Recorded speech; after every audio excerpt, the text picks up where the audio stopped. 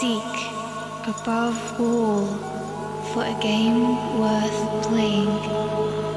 Oh baby, it's witchcraft contagious. I felt it for ages. We're out of these cages in this house of mages. It's witchcraft, it's dangerous. Beware of these pages. There's spells of all flavors in this house of mages. In this house of mages. In this house of mages.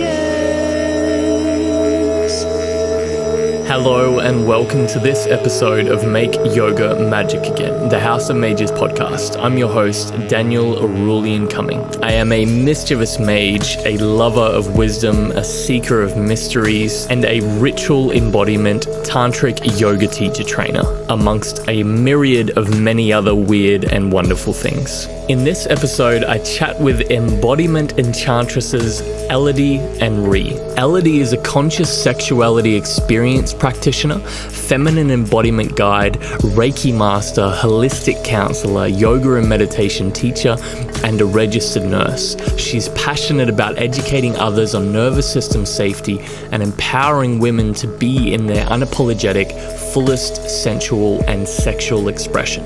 Elodie has run a business for the past 3 years in these realms and has facilitated events, workshops, retreats, and online programs. Elodie is a space holder, weaving ceremony and magic into her events, making them sacred and unique. A lover of nature and the outdoors, after completing a 4-day vision quest into the wilderness in 2021, Elodie's connection to nature-based practices evolved to complement her passion for paganism, runes, and the elements. Elodie has been a registered nurse for 7 years and loves to bridge the gap between science and spirit. Her online course, Soul School, teaches scientific-backed spiritual tools and techniques to cultivate a deeper, balanced awareness and full-spectrum spiritual experience. Elodie has journeyed extensively this past year with her own conditioned layers of sexual shame and judgment, and has been on a feminine embodiment journey, not being afraid to plumb the shadows of her inner landscape in her pursuit to reclaim her feminine energies and sensual power. Rihanna, aka Rhi, is a sensual bodyworker, conscious sexuality practitioner, event performer and coordinator, conscious kink practitioner, facilitator, and adventurer of both inner and outer worlds. Rhi has been actively learning and growing within the wellness space for over 6 years. This playful and exploratory journey has seen her delve into tantra, sacred sexuality, kink, vision quests, yoga, meditation, breathwork, deep nature connection, mental health, personal development, biohacking, indigenous epistemologies, and spiritual ecology. Rhi's background of leading groups into the wilderness has fostered a passion for transformative group experiences, inspiring her to create online accountability programs, facilitate meditations, and co-create a design metamorphosis, a sustainable fashion runway and market in Melbourne CBD. Rhi is a story weaver in a delicious blend of the many interconnected worlds in which she's traversed. She's a global citizen, has traveled the world in search of meaning to connect to her own personal legend or spiritual purpose, stopping at nothing until she finds her highest calling. Rhi has undertaken programs and started this overseas journey when she was only 15 years old. Rhi has broken through the layers of shame and conditioning, moving into a place of wholeness and a natural flow of pleasure. The knowledge of your deepest wounding and pain, often lighting the path to your greatest gift, has rung so true for Rhi. Searching for a calling all over the world has brought Rhi many rich experiences and the realization that the answer she was looking for was there all along. Her current focus is trauma awareness, utilizing boundaries and consent, embodiment practices, energy, and somatic awareness. I met Elodie and Rhi a few months ago here on the Sunshine Coast and feel like we've already shared many hilarious experiences and potent conversations when they shared with me their plans to take on the role of bearing the Erotic temple torch and to cultivate these transformative spaces here on the Sunshine Coast. I wanted to support them in any way I can. After chatting with them, we realized that having an open conversation here on the podcast about the common misconceptions and frequently asked questions about what Erotic temple actually is that can be used as a a resource for those wanting to learn more about this work, and more specifically what these two powerful women are co-creating through this stream of Eros, seemed like the best way to do it. So if you've ever wondered what an erotic temple is, you're about to hear it from the perspective of two women who have deeply journeyed this path and have gotten so much transformative wisdom from it, they're now ready to support others in their own travels through this luscious liminal landscape. So without further ado, here's my chat with somatic psychonauts and embodiment archaeologists Elodie and Rhi. We are going to be chatting about a few different things, but the main topic for today is erotic temple culture, how it differs from many other things which we won't name at the moment, but they'll get into. But basically, we organised this because Rhi and Elodie are taking on the torch from the previous organisers of the temple nights that I think are much needed on the Sunshine Coast. And I'm really excited both for what they are going to be bringing with their unique flavour to this awesome endeavour that they are embarking upon, but also just to hear their journeys and how it's all kind of led up until this point. So if you maybe just want to introduce yourselves and then we'll get into it. So whoever wants to start. Beautiful. You go first. Yeah, no worries. Yeah, absolutely. Well, first of all, thank you so much for having me on your podcast. It's such an honour to be with you both. It's an absolute blessing. So my journey up until here, I feel like that's a big question. Yeah. It's been a beautiful journey, and it's one that I've been on for a very long time. I think it's only a matter of time for me to end up where I am now. I've always been a very sensual, sexual, juiced up lady. And it was only a matter of time before the universe kind of guided me to where we are. So I was very lucky that when I was introduced to Elodie, she invited me to a temple night when I moved up to the coast about 9 months ago. Yeah. And from there, we'd been to quite a few, probably about 5 or 6 temples now from that moment. And it's kind of just been a snowball effect from then. So, it's so much more to talk about, but there's a little snapshot. I've got a lot of questions I want to ask. We'll just get a quick little intro. Love it. So, yes, thanks for having me. So excited to be here, to be sharing this beautiful sensual, sexual healing journey work. My journey started maybe about 18 months ago, but similar to Rhi, like I always knew that I was quite a sensual, sexual woman underneath all the layers of conditioned shame and patriarchy and what have you. So it was only a matter of time before I too was brought here to this sacred space of, even having the confidence to even talk on this podcast about this topic.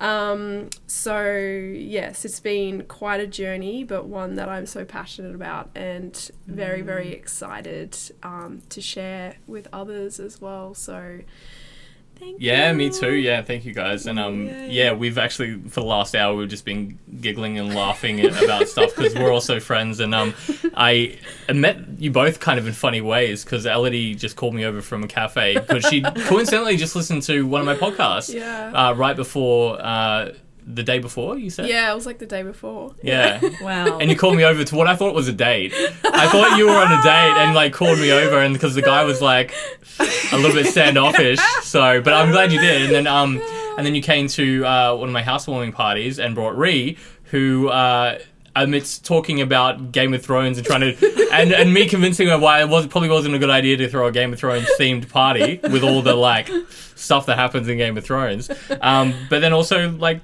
spear tackled me to say goodbye, and we ended up choking each other out in our goodbyes, and now we're just great friends. It's how the best friendships start. It is how the best friendship. Take note, people. So I would love to just chat because I guess we were talking about making the title for this is it's not an orgy, right? And not. I have the same problem when I'm trying to explain, because I'm kind of, dancing around like explaining what a temple night is, and pretty much everyone's like, oh, so it's like an orgy. It's like, Yeah. So how would you explain if we were in this conversation and then we get to this point and I'm like, Rhi, so it's like an orgy. What would you say? How would you explain a temple night? So I'll get both of you to explain individually what a temple night is, but feel free to just bounce off each other and For sure. Yeah. or if you want to start, Elodie, either one. Well, no, it's not an orgy. It's my definition or my take on temple, because I had exactly the same question when my friend said to me, come to temple. I was like, oh my God, is there just going to be people fucking everywhere? And it's like, that's quite intimidating. Yeah, maybe if you want to share your first experience you were sharing about. My first experience with temple.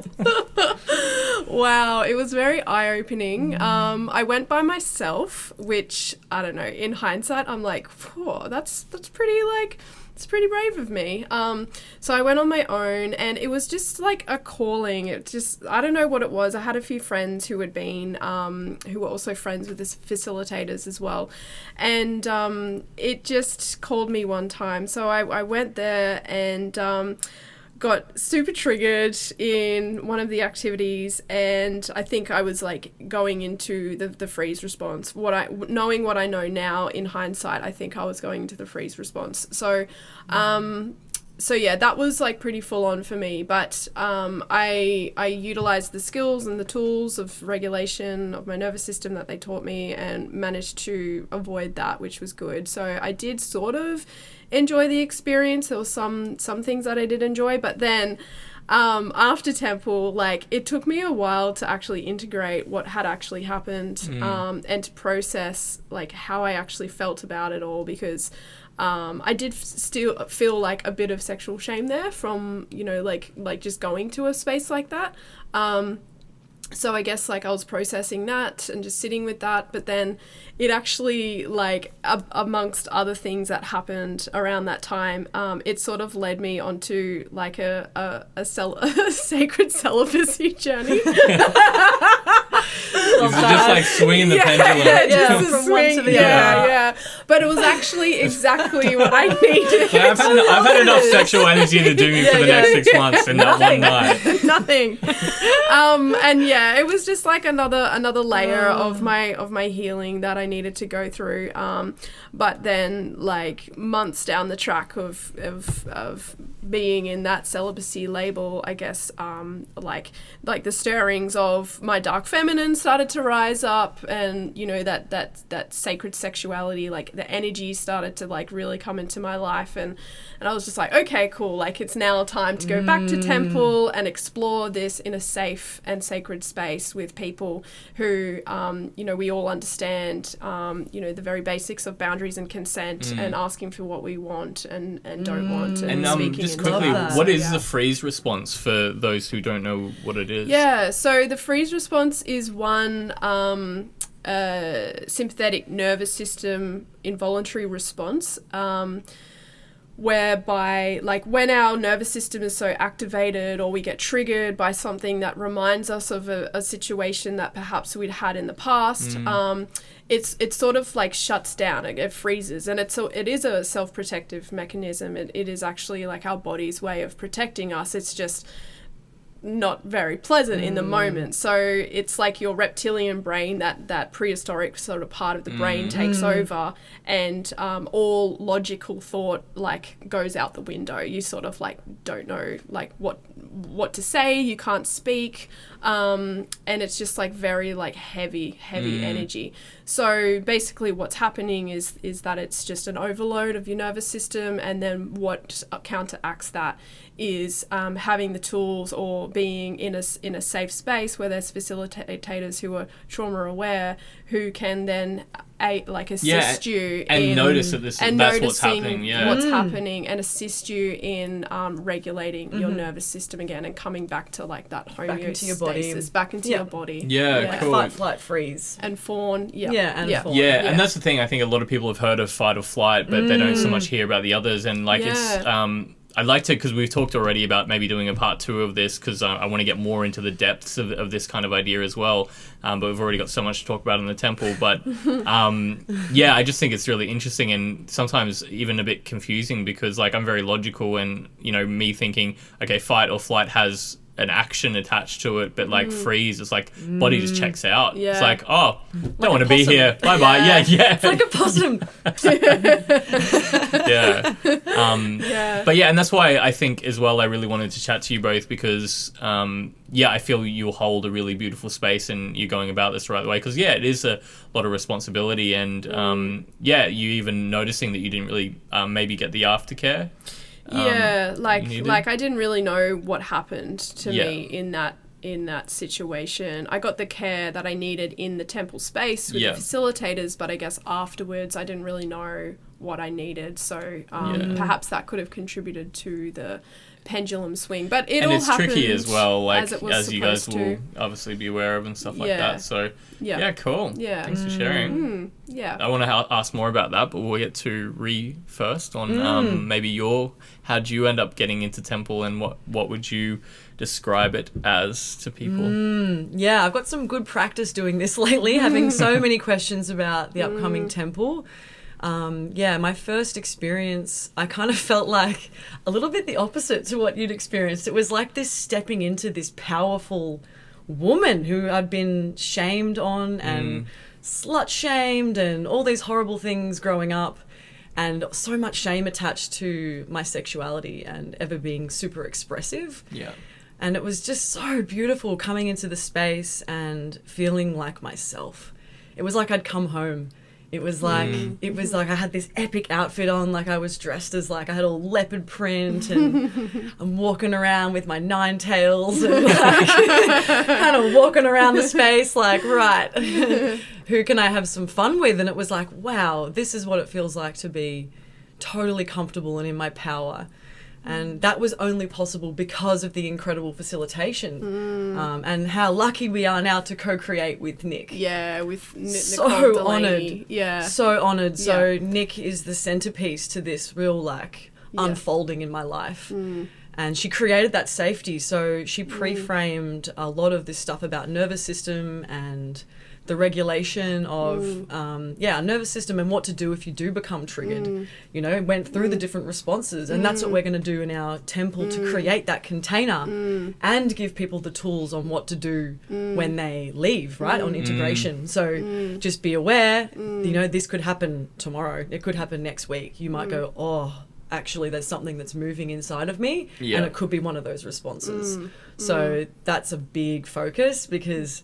yeah, in the temples after the very first one I went to with Nick at Taste of Love, same, double trigger within 5 minutes, and it was a consent workshop. It wasn't even a temple, and it was just like, wow, okay, these spaces are potent. Yeah. Potent for healing and showing you the shadows and inner child stuff. Like anyone who's had a little bit of like delved into a bit of the healing work would be like, okay, wow, if you ever want to face some parts of yourself, these spaces will show you within a second where you feel jealous, where you might feel not seen, inadequate, self-worth issues, all of it. self-confidence, body issues. And I think that's the thing. I think a lot of people It's go into these being like, oh, cool, this is just a great place to hook up. It's like, and then you have to deal with like, all your shit. Yeah. My favourite saying on that is people will come for what they want and get what they need. Yeah. Nice, yeah. And I feel like these spaces will lure you in because you're like, oh, a little bit sexually curious, and you're like, oh, I've always wanted to like, you know, be in my power, or I've always wanted to play with some different people that isn't my partner, but we've wanted to go open. And then they'll be like, oh, okay, whoa. Yeah. This is so much more than a hookup. Yeah. Or an orgy. Yeah. Yeah. Or a swingers party. Like it's so different. It's so different to those spaces. It's got that like that conscious like relating aspect to it. And I just before we continue, I just wanted to pay respect and tribute to Sarah, Nick, and Caitlin for these temples that we attended, the Enrapture pleasure temples that we attended on the Sunshine Coast. Absolutely. Before all of them went their own ways, and so as since Nicole has then reached out to Rhi and I to then start Eros Erotic temples. So that's sort of where the transition has gone, but I just wanted to definitely mention them for allowing, you know, giving us this space to access temple for us to then grow into our own sexual healing journey. Absolutely. So it's like we're taking on the torch from those, you know, incredible women. So yeah, it's an absolute honor to be Yeah. here. Yeah. Honestly, this is a dream And come I love true. that you guys see it that way, and see it as like a community venture, because I haven't actually been able to make any of the ones that they were running here on the Sunshine Coast, but I used to go to some of the ones down the Gold Coast, which were mainly run by Victoria Redbard and Danny Redbard at the time, and I found myself driving 3.5 hours, so it was probably like a 4.5 hour round trip, just to be part of the community. Even some of the nights that like weren't actual temple spaces, it was just hangouts every fortnight. I find myself just wanting to be around those kind of people who just showed up however they were. And it's exactly like just talk, like I appreciate that you both here in general, but especially, you know, talking about, you know, you might have had a big day, and it's just like, I think people think they need to show up at their best, and like how often are we actually at our best? And I think that's a really beautiful invitation to just show up how you are, and it will show up differently as well. Because I think I like that though, that people might go in expecting something, but get something completely unexpected. You know, I see it similar to, you know, like deep breathwork journeys or even plant medicine journeys. 100%. Yes. And I think that's where true magic lies, when you go in and you get things that you didn't even know you needed. You know, because that's why, especially being part of community and like group work, group spiritual work, is different to solitary, because you've got people there to help you find your blind spots, but you just gotta, you know, obviously take it carefully and make sure that the facilitators are there for everyone's highest good, which I truly believe you both are. So I'm really excited I think for we are this. too. I think so too. Absolutely. We'll find out. Stay tuned. We'll do one after the night. Please. So So it's not an orgy. so just to circle back, what is the difference, if you had to define it, between an orgy and a temple? So if you were ChatGPT, if you were like writing a Wikipedia post or something about it, what would you say to someone? I guess. I mean, I would focus heavily on the fact that it's pre-framed around boundaries and consent, that there's such a strong focus on only doing like exactly what you just said, meeting yourself in the space with what you need in that moment. Maybe yesterday you really felt like, you know, touching lots of people and being super sensual, but maybe when you get there on the night, it's something completely different, and that's so welcomed in the space. And I think because it's such a facilitated experience in terms of there's activities, there's connection games, there's like so what is the usual flow of the process. evening? So you start off with consent, because there's a mini workshop before it as well. Yes, that's new addition. So they didn't used to do the consent and boundaries Not workshop all at of the them. start, but we've decided to do a 2-hour workshop that focuses on the wheel of consent, and really going deep into what it feels like. What does it feel like to really want something, and what does it feel like in your body to not want something, and what is the difference? I love that. I think that's a great idea. Because then I guess people are more comfortable with each other as well. Because I've been to some where, you know, it was just a lot of random people and people didn't know each other. But then I've also been to some where we've done a lot of connection exercise and games, not necessarily right before it, but in the past. And so we've seen each other like at our ugliest, you know, kind of thing. And so we were just, it was a completely different vibe. I love that you're doing that. And so we're going to do some consent exercises. Yep. Did you want to go on and chime in? And then, the consent and boundaries. So we do lots of games, as Rhi said, just feeling into the different energies of the wheel of consent. So the taking and allowing energies, and the serving and accepting energies. So what they feel in your body, and the difference between them all. I think that's really important for us to know. Which is something that I was never aware of. If you're not aware of this. And, insane. And the wheel of consent is so beautiful. Like, it's so complex at the same time as being so simple. it doesn't just relate to anything to do with sex or intimacy. It's to do with anything in life, Absolutely. isn't it? And even just having that awareness and that knowledge and what those energies feel like in your body, you can go out, into the world and just, come from this completely different embodied space. So we really work on like doing different games so that you can embody those energies, so that you can really know what they feel like inside yourself. Yeah, and so I love what you touched on, like very transferable skills to the outside transferable. world. Yeah, Yeah. it's like training for life. Totally. Yeah. So Exactly. they don't give us relationship training. Well, I didn't get No. relationship training in school. Like No, Yeah. not at all. maybe Exactly. not do these exact kind of ones in Yeah, school, but that's like it. you should get consent and Yeah. relationship training. That's it. And then, so after the boundaries and consent workshop, then we have a short break. We provide some food, some snacks, some drinks, no alcohol or drugs though. Dinner. We're doing a We're doing a dinner. Oh, there's Yeah, snacks there's you at get a dinner. fed. You get fed because, it is, food Gotta be is nourished. good for, learning new things. So that's afterwards. So that's after Yep. the Oh, consent that'd be great because workshop. that kind of Yeah. I guess like allows for integration time and Totally. stuff as well. Yeah, I Totally. love that. Yeah. Have a bit of chit chat, Yeah. just some relaxed time. Yeah, and then we go into temple. So there is also the option there, if people are a little bit put off by temple itself, you can come to the consent and boundaries workshop only.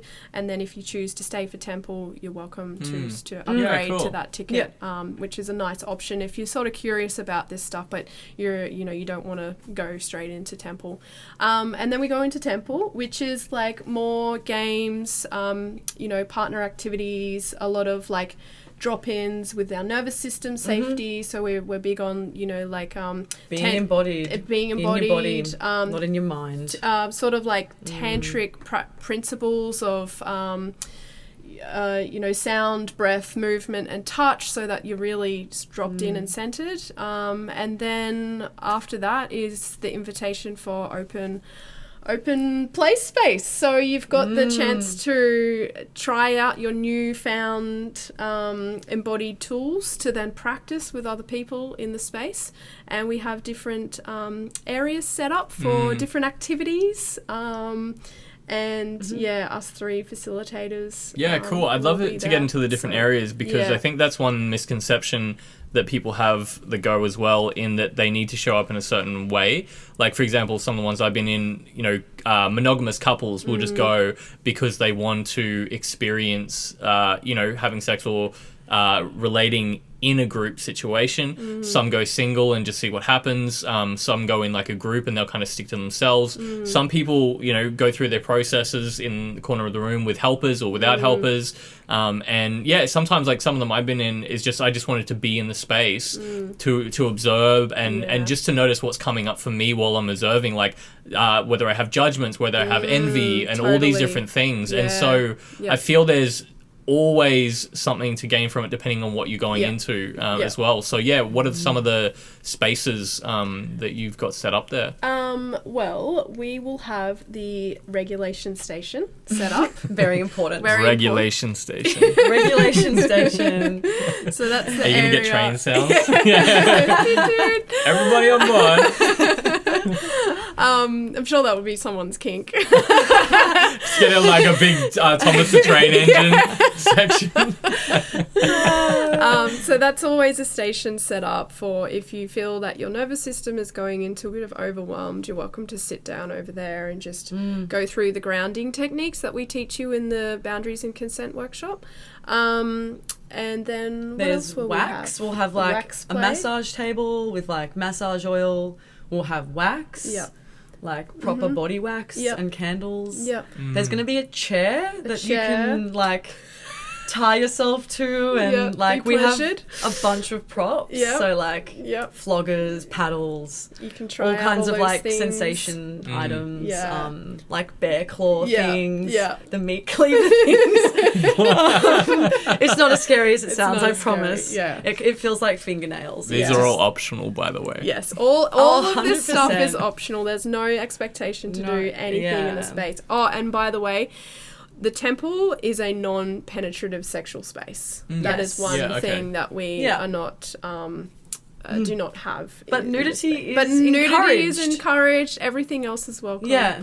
Genital touch? Genital touch is okay. Yep. So obviously, you know, throughout the night we'll get you all into your body, regulating nervous system, and then whatever you want to play with. Yeah, Cool. and Whatever your everything's an desires invitation. are. Yeah, and that leads into invitation. one of my other questions as well, because we were talking earlier that, you know, any kind of traditional practice often shows up in different ways depending on who it's, I guess, channeled through, depending on who, like what aspects of it, like whether it's yoga, anything. So yeah, I'd love to talk about your flavors of, and I love that you're doing it together as well, because you get this kind of concoction, this kind of cocktail of things. Because I have been to spaces where penetration is not allowed, but I've also been to more, and this was a more like community focused one where everyone kind of knew each other and there was new people in the space, but penetration was allowed. So I think it's great that we're talking about all these different things. It's like a little FAQ, frequently asked questions thing, of what people can expect, because I think a lot of people just don't know, and not only don't know what maybe a temple is in general, but what is your version of the temple as well. And so I'd love to hear, what are some things that you you don't have to name where this was, but things that you did enjoy that you maybe going to bring into yours, and things that you're maybe going to bring in that others haven't, and what maybe from experiences that you've had you'd be like, oh, I would have loved this. So I'd love to know as well, if you want to share. Yeah, I love that. So the things that I really loved was that Nick was super playful. She was energetic. She brought a little bit of humor and lightness to the space. I feel like sometimes in the conscious community it can get very serious. And a bit, you could kind of cut the tension with a knife kind of vibe. So she had a very relaxed vibe. So you just felt like this out breath of like, you could just be yourself, She swears, she's like big personality, and it was just like, we really clicked. So humor is so underrated. It's so important. Because I was chatting about this with a friend recently about how, if you think of your really most intimate relationships, it's usually people that you can be the most silly and ridiculous with. But whereas sexuality is portrayed on TV as super serious and smoldering and all this sort of stuff. It's like, yes, it has a place, but cool. I'm all down for some playfulness. And her laugh is amazing. Her laugh makes everyone laugh. So that's who. It's the best laugh ever. Amazing. What a vision. And something different that I would say that I'm bringing to the space is that I'm a performer. So my other little side hustle is a dancer and performer at festivals and clubs. So I'm going to be adding that into the space. So when we go into the open play space, I'm going to have my fans and props, and I've got like a pistol whip or like a pixel whip thing. It's like a fiber optics whip. It's really cool. And just do some really like sensual movement and just kind of, open up the space so that, because it'll be a really big, huge circle, because I reckon we'll probably have about 50 or 60 people. So I'll be in the middle, just kind of like opening up the space and like inviting movement and flow, and because that's kind of my background is like movement and just kind of, moving the energy around and so I think that's probably something that, I don't know if that's been done before. But no, I love that. We're going to give it a go. Analogy that I'm kind of seeing, like, because you're making all these actions, if you're not watching the video, you're missing out. But it's almost like cooking, right? You kind of get everything, all the ingredients together, and you set up the right space and things to get cooking, and then you kind of just get it moving, and then you just need to check on it. Be like, oh, I don't want to leave it too long. I just need to stir the pot a little bit and all that sort of thing. So I guess it's like, really trying to get the energy moving, and then you kind of just nudge it when it needs to be nudged. So that's really cool, because it is like an aesthetic thing as well, like the atmosphere, the feel of everything. And I do see it as like a ceremonial ritual, in that when I'm doing magical rituals, especially in a group format, I really want to make it appealing and make it feel like we're in that atmospheric thing. And confidence and conviction is contagious, right? If you have that confidence and you're giving permission for everyone else to just get into like whatever characters or whatever feel they want, then that's going to translate a lot more than someone who is just kind of like, all right, guys, this is what I'm gonna do.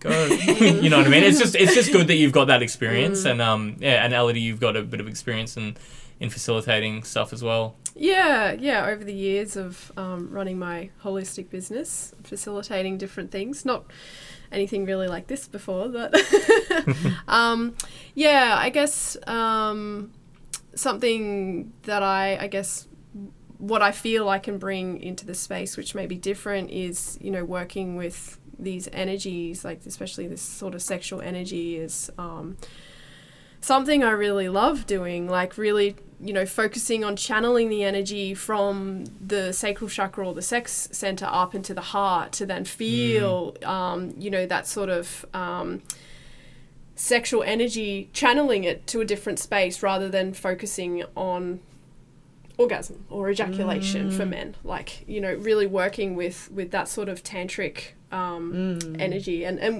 we learnt about this in this course that we've just recently completed in February, sort of like a tantric massage course. So yeah, that's something that I really enjoy working with and improving my skills in that area, because I think, you know, we're so much more than just this physical body, as most of you listeners would be aware, if you listen to Daniel's podcast often.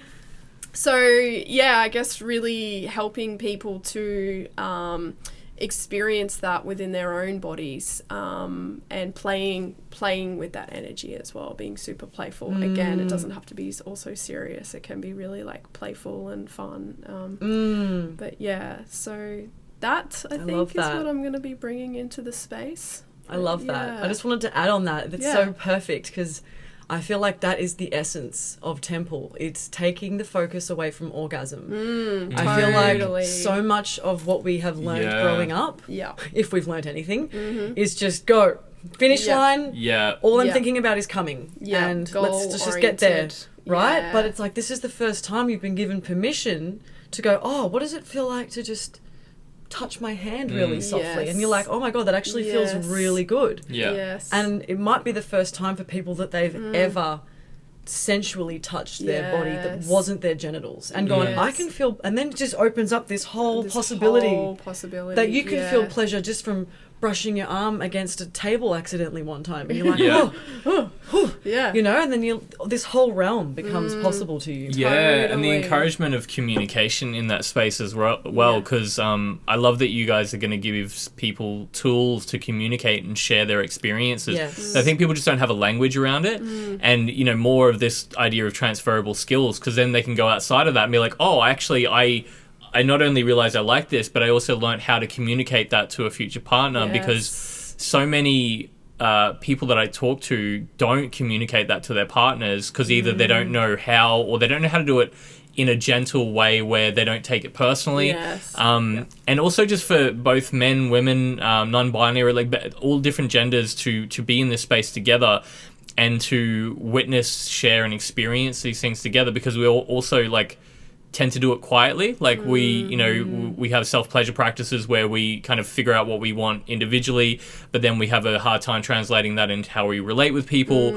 And even more so in a group environment, that's like completely taboo. Like, because, you know, people don't talk about sex. Like, this is something we keep behind closed doors, etc. Like, it's, I think it's just going to be such a nourishing space in so many different avenues. But yeah, so what are some... if you want to share some examples of transferable skills that you've gained from here, is there any times you can think of where you've had a realization, and that realization has taken you out and improved it, whether it's just general day-to-day life, you're relating, your own personal practices? Because I think as well, I will really want to, in my own opinion, it's not just a place to get high and to have an experience, but it's also to shift and to change and to take that into the outside world as well. So absolutely. Because I think a lot of people are just chasing these peak experiences, and not to belittle it, I'm sure it's going to be a hell of a time. It's also if you need it, you don't need it to come, but if you're one of those practical people, it's like, I need to make sure that this is for my greater good, and it's going to give me some tools to, like, you know, so I've got an excuse to go. Absolutely. To go. Yeah, so what are some transferable skills that you guys have experienced? I guess for me, like, the thing that pops up is, like asking for what I want and not being afraid of being rejected was one, but also the belief of what I was asking was too much, or like being too much for somebody. I've had this story my whole life of like I must be like contained, like in my box, like I can't be too much, I can't put too much pressure or ask too much of expectations, blah blah blah, of anyone else. So for me, like Temple really taught me, and all of the games that we played, all of the activities and relating with different people that I've had there, it's just taught me like if like to really speak into my desires, and if someone says no, then that's okay. Like that's fine. But if they say yes, and it's just like, okay, just trusting that they have those skills then and the knowledge that I have also learned to be able to say no or change their mind or state their boundaries if they change later on, so that I can fully trust that like I don't have to keep checking in with them and feeling like, oh, is this too much for you? Is this too much? Because then I'd know that they would say if it was too much. Does that, if you know what I mean? Yeah, for sure. 100%, yeah, because we just default to, you know, when we're in uncomfortable situations, we just default to what our usual, like, path of least resistance is, right? Yeah. And I noticed that even teaching just contact dance, I actually run people through an exercise where all they're doing is saying no to each other. So, so people are going around and getting rejected. Yeah. But then, like, it helps both people because you see it's like, it's not personal. You know, you never know what's going on, you know, and same with saying no. And then you go through and say yes. And you also notice what comes up as well. Yeah. And the interesting thing is when you're like forced to say no or forced to say yes, and then when you notice how that feels in your body when you wanted to dance with that person or you wanted to or you didn't, but then you say the opposite, it's learning how to, like, what is intuition as well. And so like if you never know what your true intuitive compass is without doing these exercises, so it's just so many skills to have. So many skills that can be taken away from Temple and the consent That should just be taught to us in general. 100%. Well, speaking of asking for what I need, is it okay if we turn the fan down? Oh, yeah. I forgot it was actually on. Here's me speaking my truth. There we go. Right. See? Amazing. This is a transferable skill, you see? Exactly, yeah. Not people pleasing. Yeah, I love that. I love everything you just said. And yeah, for me, stepping into these spaces has taught me invaluable skills. I feel like where you show up and how you show up sexually is how you show up in the rest of your life. So if you show up in your sex life asking for what you need, in openness, in vulnerability, in respect, in love, that just transmutes out. Like, this is life force we're talking about here. Like, this is energy that literally creates life. That's how potent this energy is. It's not called sex magic for nothing. Like, this stuff, it transmutes. Yeah. And since walking this path, I mean, I feel like it's kind of been like this ever since I was active from, you know, when I was a teenager. But really in the last kind of year, I just feel like I've been able to, like, ask for what I need in my job, in my relationships. My personal sex life and relationships have just gone like tenfold amazing in terms of like communication and the experiences that we've been able to create, not just in the bedroom, but going away on trips together, making sure that both of our needs are met. And these are incredible skills for conversation and being able to like set boundaries and knowing that it's okay to say, I'm actually not comfortable with this. And feeling in your body what your boundary is. It's letting your body amazing. communicate to you rather than the mind. Yeah. And when your body says no, going, oh, that's a no. Okay. And then saying it and then having it met with someone who also understands this work and saying, thank you.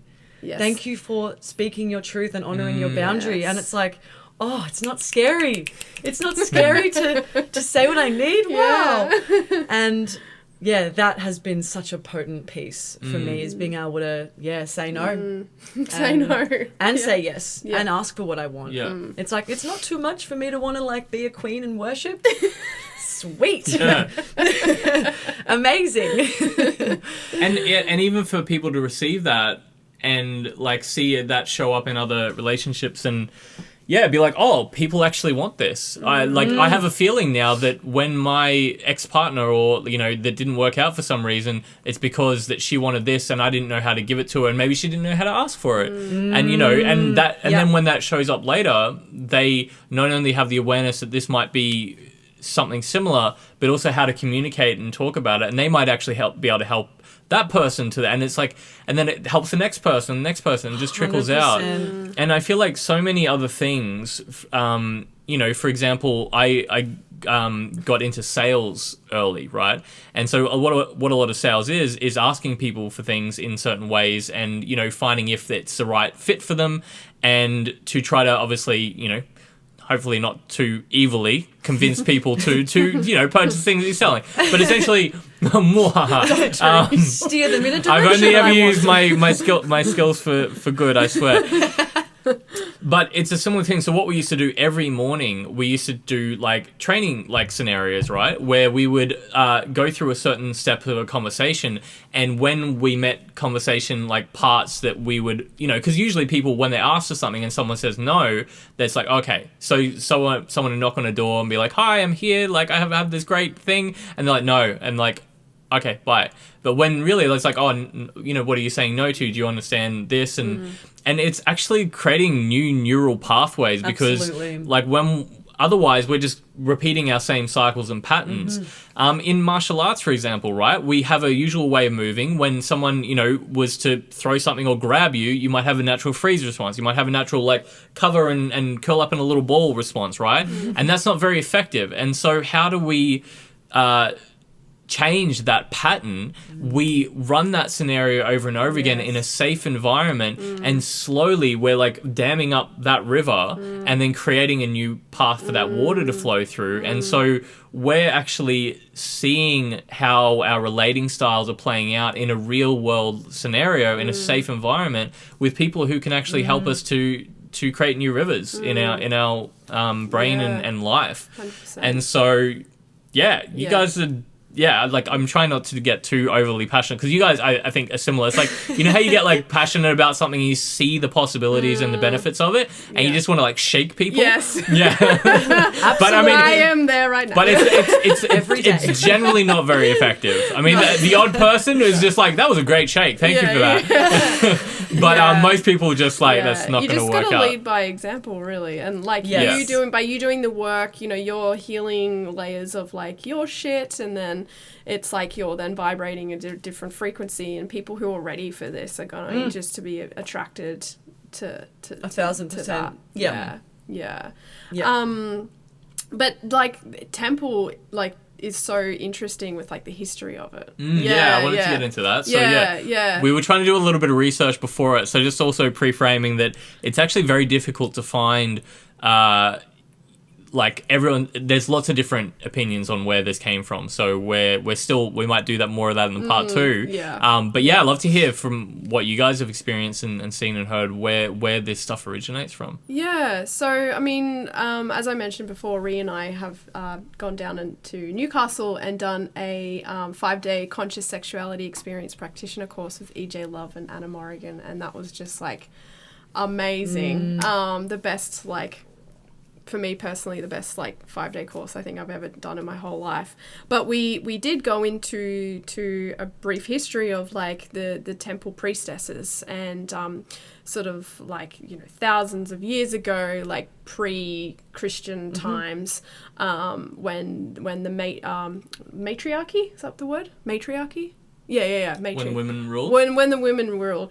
So there was like, the temples of Isis and Avalon and in Corinth, and where these men would come home from battle or fighting, and they would come to these sacred temples for their own sexual healing. So, the priestesses would heal them of their, I guess, their battle demons through the use of channeling that energy through different practices with breath and meditation. I mean, I can only assume I wasn't alive back then, but maybe maybe in a different life form I was probably a temple priestess, I'm sure.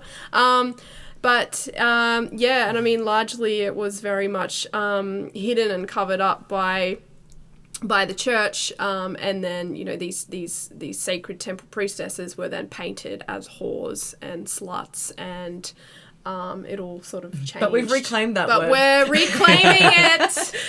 Sacred slut. Absolutely. Put sacred on the beginning of every word. perfect. So yeah, it was very much a space of sexual healing, which, as Rhi mentioned prior, is the life force energy that is within all of us, and that is the creative energy of the universe, which I'm sure it is. I'm just saying that. Absolutely. Yeah, well, every different lineage, like, I from mean, lineage, in the yeah. lineage of Tantra that I teach, like, Kundalini is like the lifeblood, the life force of yeah. everything.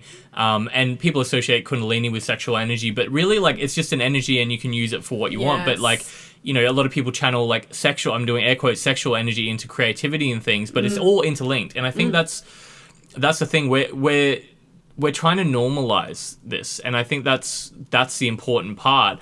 That, like, you know, we have reality shows about cooking, right? Like, when are we going to have reality shows about? You know, I mean, we kind of do it in some aspects, like, what is it, like Love Island and all that sort of stuff. Dating naked. Yeah, exactly. But Naked and afraid. Yeah, so- naked Yeah. and afraid. I think at the moment it just has an emotional charge for a lot of people because it is still a taboo topic, and so it is important. Like, it's even more important because of that, but it may seem a lot bigger than it actually is. And I think once we get to the point where this is just so much more normalized and people can get a recommendation from the doctor to go to a temple night because they need to start integrating more parts of themselves. I'm not a doctor, by the way. I'm not saying that that's like something that you need. This is not financial advice. Sex doctor. So yeah, just framing a lot of things that we're just we've obviously all got a lot of benefit from these practices, and just trying to open up conversations around them because I think it's really important. Yeah, it's a whole rabbit hole. It Once is. you dive down into it, It's a whole rabbit. It's just there's so much. It's a whole bunny. Yeah. But they're really sacred places. Yeah. Good summary. Yeah. Good summary. Cool. Yeah. So I'm just checking the time. Cool. So as we approach the tail end, so I would really like to talk about, I guess, how do I phrase it? What kind of people do you think would benefit most from this? Like, and I think how would someone approach?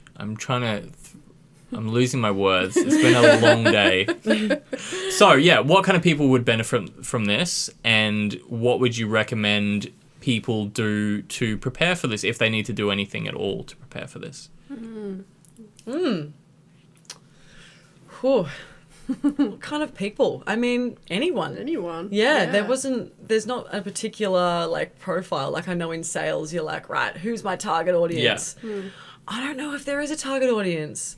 It's really exactly what Elodie said. It's anyone who's ready to receive and open enough to be able to drop in, right? Yeah. Like, it's a pretty challenging space to be in. So I feel like you have to have a certain level of comfortability. So I'll reframe.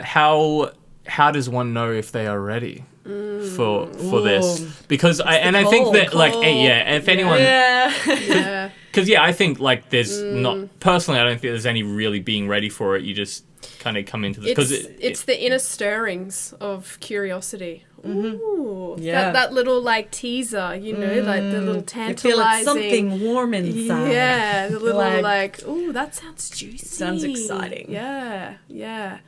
And leaning into that and like, you know, kind of jumping off the like, and I'm doing quotations marks now, like the metaphorical edge, you know, and like jumping off that cliff Yeah. into the unknown Yeah. and just going, okay, there's a possibility here of something really exciting and challenging. Just go for it. yeah. Just jump in. Just give it a go. If it's something that you've always thought, oh, it'd be fun to just like insert whatever it is that, you know, has called you, just go for it. Give it a go, and it's a space open enough and safe enough that you can choose whether or not to participate. Yes. There's people there to support you. Yes. You know, There's and that's always the difference, choice. right? That's the difference between this and an orgy or like a sex party, you know? It's yeah. Yeah, it's really about empowering you to Yeah. make the choice for yourself, Yeah. what you're willing to say yes or no to. And, you know, because a lot of women have been disempowered by whatever situations. Men as well. Absolutely. But yeah, speaking from women, like it's quite... For sure. There's so much shame and there's so many layers in that. Yeah. So yeah, anyone who feels the call, the tingles in their loins, come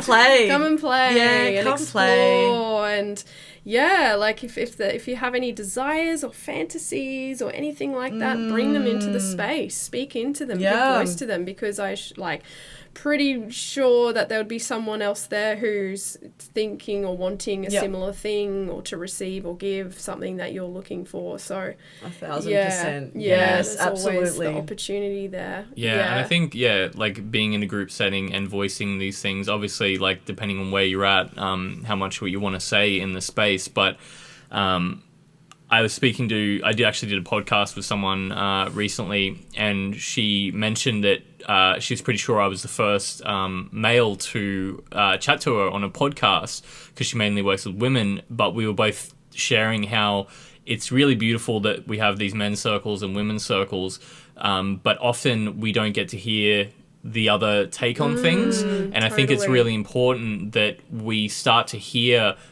because otherwise we end up just in a bit of an echo chamber sometimes, where we're not really, you know, men might assume that they know what women want. Women might assume what them, and like we might, but I think it's good to actually hear it and be in that space, because even just while someone else is sharing, you know, they might get a, you know, kind of click in their body like, oh wow, I never saw it from that perspective before. Now I might understand how my partner is feeling in that moment. Yeah. And even just to either share something that you've desired or your experience, and have someone else to be like, you know, that me too, or the other way around, someone, you know, you wanting to be like being so ashamed or being so introverted or wondering if you're weird for some certain thing, and then you have like 3 other people who are all voicing that, and you're like, oh wow, I'm not alone. Like we humans are all so similar, or we're all just like weird creatures that are just trying to figure out what we're doing here and trying to have a good time doing it.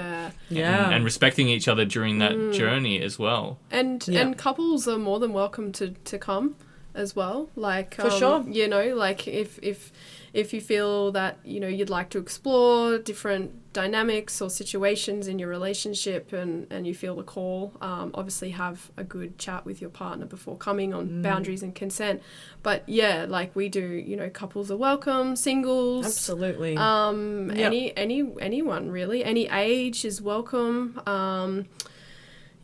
Over 18. Over 18, sorry. Should rephrase that. Over 18, yes. Like,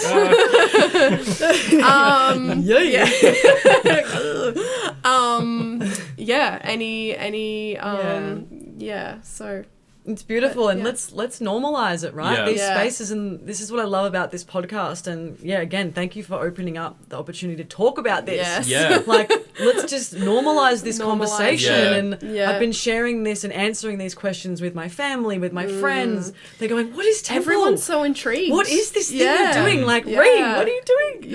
And it's been really cool, and it's like seeing those ripples go out. People are like, oh, that's possible.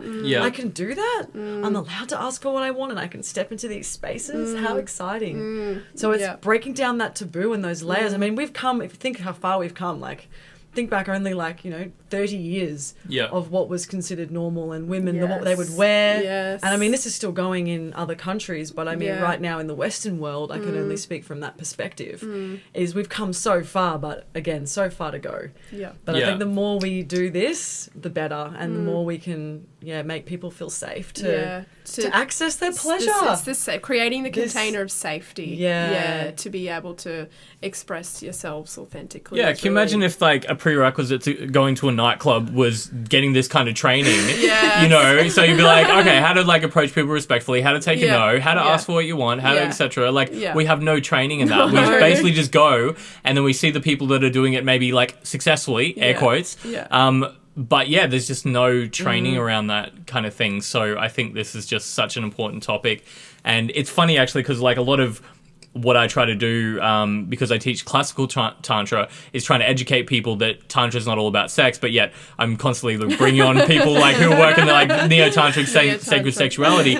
But I'm also just trying to level it out, because I think the more we bring it into the light, the more we normalize it, the less charge it has, and then the less like people get weird about it, and like the less we actually have to focus on it, because then we're transferring the skills, and like you guys were talking about, transferring our like sexual energy and sexual experiences so they can filter into every other part of our life. Integrating it. You know, because like it, you know, in Maslow's hierarchy of needs, or even in the chakra system, you know, like our sexual aspects, you know, when that's an issue, it filters into every aspect of life. Totally. I know when like you know, I'm not in touch with my sexuality, my creativity is just blocked, right? Yes. And there's just such a link. Like, but when I'm feeling really like open and liberated and inspired, that just filters into everything. It filters in my platonic relationships, into my like work ethic, into even into my finances, right? I was just about to say that. So for anyone Yes. that doesn't know this,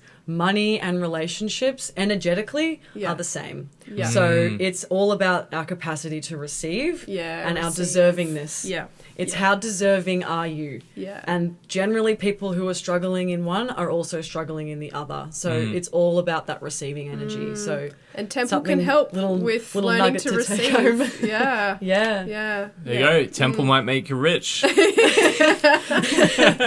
Sex Doctor 101. Yeah. There we go. Make that the title. Yeah. Erotic Temple will make you rich in You're a many sex different expert. ways. Yeah. Love it. Love Cool. it. I think that's a pretty good way to kind of finish off for now. But yeah, we were talking about before the podcast that we'd love to do this at least once again and just have some more conversations. And we had lots of like epic fun conversations before this. So yeah, just before we end it, how can people reach both of you individually? And how can they find out information? I'm going to link everything in the show notes below, so you can feel free to just scroll down and click the button. But yeah, just a little bit about you two individually. Yeah. So our next Erotic Temple is on Saturday, April 22nd. Yes, it's coming up. 2 weeks to today from the time of this recording. So Nicole will be flying up from Melbourne, and the three of us will be leading everyone through the consent workshop. It starts at 5 o'clock and goes until late, 5 p.m. and it goes till late. So you can jump on the like Facebook or the tribe booking. Yeah, we've got a Facebook event page up there. You can also join the Enrapture private tantric private the Facebook group that they have. It's like the conscious. We can add the link. We'll add the link. We'll put it in the show a notes. Facebook group which is great for the Sunshine Coast, and it has all the kind of like tantric events. Tantric events, And sexuality events. Is Instagram the best place to find you guys individually? Yes, as well? Instagram for me, I'm Elodie Soul Quest. I'm also on Facebook, Sunshine Holistic Wellness, which is my business name, but I'm transitioning. Yeah. So. Those names might change. Those names might just go through change. I'll update So, I'll keep the yes, links updated links in the show notes. You can also find Nicole's Instagram as well. It's just nick.coley.d, I think. Again, and we were it'll talking about be getting linked. Nicole in as well to have a chat with her and getting, like, I think in the next one as well, get much more into the kind of somatic therapies and aspects as well. So yes, amazing. Beautiful.